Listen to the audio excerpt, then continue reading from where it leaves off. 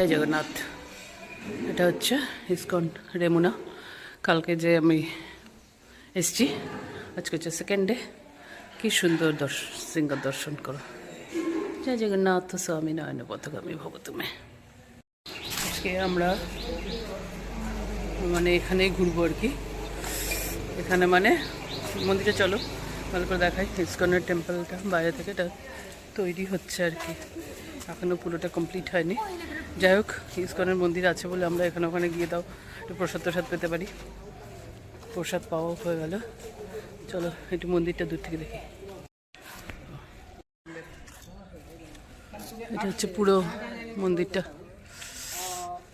এখনো কমপ্লিট হয়নি, হচ্ছে। ওইখানে গোশালা আছে। যাক, সকালবেলার প্রসাদটা চলো দেখে নিই। ইউনিক প্রসাদ, এই যে মুড়ি, পকোড়া আর ঘুগনি, সবাই তাই খাচ্ছেন। ভালো লাগছে নাকি? আমাদের এবারের সফরের উদ্দেশ্যই ছিল হচ্ছে রেমুনার ক্ষীরচোরা গোপীনাথ দর্শন করা। সেই জন্যই আমরা গেছিলাম। রেমুনা একদমই মানে প্রচণ্ড একটা গ্রাম, কিন্তু প্রচুর দর্শনার্থী এখানে আসে। কালকে রাত্রে দর্শন হয়েছে, আজকে আবার এসেছি ক্ষীরচোরা গোপীনাথ দর্শন করতে। তো ভেতরে ছবি তোলা বারণ আছে, বাইরে থেকে যেটুকু দেখায়।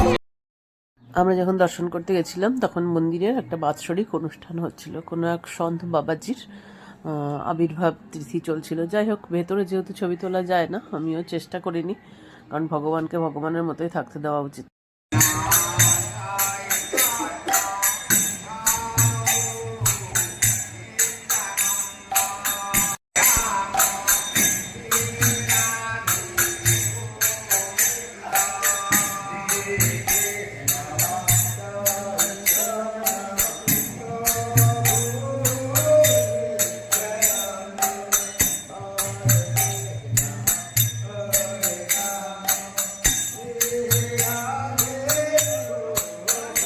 ক্ষীরচোরা গোপীনাথ দর্শনের পরে আমরা গেছিলাম হচ্ছে মাধবেন্দ্রপুরীর সমাধিপীঠ দর্শন করতে। যাই হোক, ওখানেও দর্শন হলো, তবে এগুলো যে খুব একটা মেনটেন করা হয় বা কিছু সেইভাবে সেরকম নয় আর কি। তারপরে আমরা চলে গেছিলাম গর্গেশ্বর মহাদেবের কাছে। এটা কি গর্গেশ্বর মহাদেব? আচ্ছা, পাতালে। আচ্ছা, তাহলে দর্শন কি করে হয়? সব ওপর থেকে ইয়ে করে হয় না? জল আছে। আচ্ছা, জলটা সবাই দেয়, সেটাই কি জল যেটা মাথায় দেয় সেই জল? আচ্ছা, প্রসাদের জল।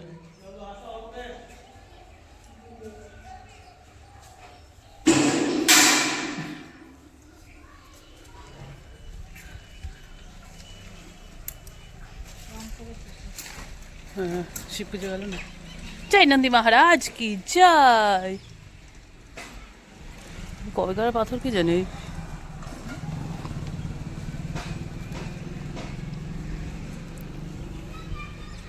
কানে কানে বলতে হয় হরে কৃষ্ণা। যেটা দেখতে চাইল, এটা হচ্ছে সপ্তগঙ্গা। এখান থেকে রামচন্দ্র আর সীতা দেবী জল নিয়ে ওইখানে মন্দির প্রতিষ্ঠা করেছিল। বানাসুর সেবিত বিগ্রহ, যেটা কিনা ওইখানে আছে, এইখানে যে মন্দির আমরা দেখলাম।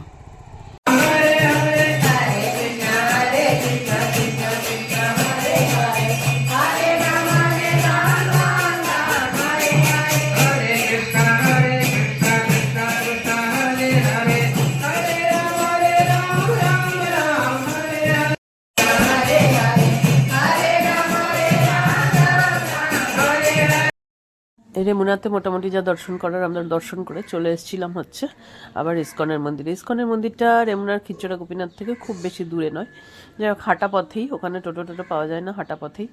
ইসকনে রোববারে ওদের থাকে হচ্ছে একটা সানডে প্রোগ্রাম। যাই হোক, সেখানে ভক্তরা আসে, অনেক প্রসাদ বিতরণ করে, সবই করে। তো আমরাও সেই প্রোগ্রামে অংশগ্রহণ করেছিলাম, খুবই আনন্দ হয়েছিল। ইসকন হচ্ছে তো কীর্তন দ্বারা সবাইকে আর কি মন ভুলিয়ে দেয়। আমরা ওখানে স্পিচ শুনেছিলাম, তারপরে ছিল হচ্ছে নাচ গান, সবই করেছিলাম।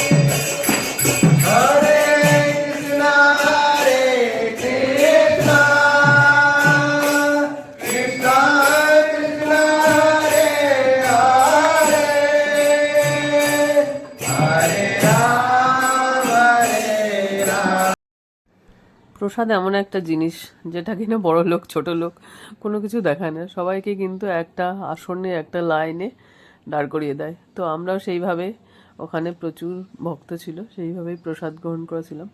ভালোই লেগেছিল, ভগবানের প্রসাদ যেখানে পাবে যেমন করে পাবে ভালোই লাগবে, প্রেম সে